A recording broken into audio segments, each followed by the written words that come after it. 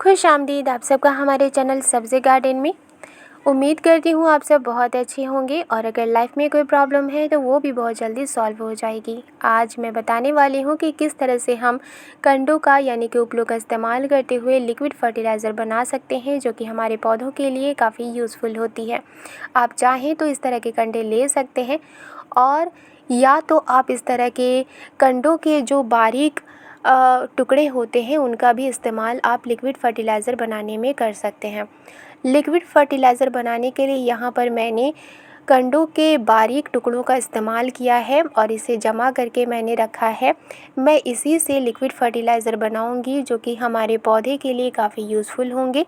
Liquid fertiliser बनाने से एक फ़ायदा ये होता है कि आपके पौधे में नमी बनी रहती है, उनकी जड़ों में नमी बनी रहती है और प्रॉपर तरीके से वो न्यूट्रिएंट्स लेते हैं, क्योंकि जो कंडे होते हैं उसमें काफ़ी न्यूट्रिएंट्स होते हैं। तो ये हमारे पौधे के लिए काफ़ी यूज़फुल है, क्योंकि इसमें से बहुत सारे न्यूट्रिएंट्स पौधे एब्ज़ॉर्ब करते हैं। अगर आप अपने पौधे में सिर्फ यही देते हैं तो वो भी आपके पौधे के लिए काफ़ी होता है। और चूँकि गर्मी का मौसम है और इस वजह से जब आप लिक्विड फर्टिलाइज़र देते हैं तो जो मिट्टी होगी उसमें भी नमी बरकरार रहेगी।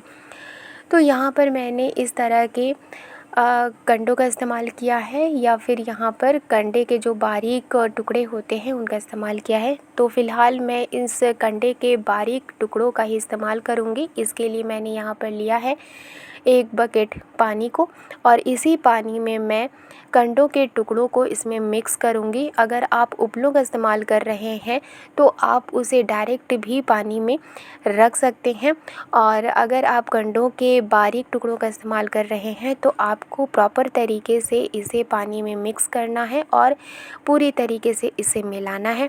और ऐसा नहीं है कि आज आपने कंडों का इस्तेमाल किया है और नेक्स्ट डे आप उसका इस्तेमाल करने लगे अपने पौधों में, ऐसा बिल्कुल भी नहीं है। बल्कि आपको इस लिक्विड फर्टिलाइज़र को कुछ दिनों तक रखना है, 10 से 15 दिनों तक, ताकि इसके जो न्यूट्रिएंट्स हैं वो पानी में अच्छी तरह से घुल सके और इसमें जो एसिड होती है वो भी प्रॉपर तरीके से हट सके और ये जो लिक्विड फर्टिलाइज़र है वो ठंडी हो सके। तो इस तरह से आपको पूरी तरीके से मिला लेना है और मिलाने के बाद हमें कुछ दिनों के लिए इसे इसके जो न्यूट्रिएंट्स हैं उसे लेने के लिए कुछ दिनों तक इसे हमें रखना है और छाया में रखना है, यानी छाँव में रखना है, ताकि जो पानी है वो भाप बनकर ना उड़े। और इसे मैं अब इसमें डालूँगी, यानी कि गैलन में रखूँगी।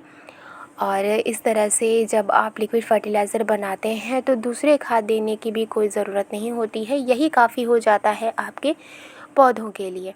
तो इसे बनाना बहुत ही ज़्यादा आसान है और इसी का इस्तेमाल आप अपने पौधों में भी कर सकते हैं। वीडियो पसंद आई है तो लाइक एंड सब्सक्राइब करना मत भूलिएगा और मेरे चैनल को सपोर्ट करना मत भूलिएगा, क्योंकि आपका सपोर्ट करना मुझे मोटिवेट करता है। मिलती हूँ नेक्स्ट गार्डनिंग में। शुक्रिया।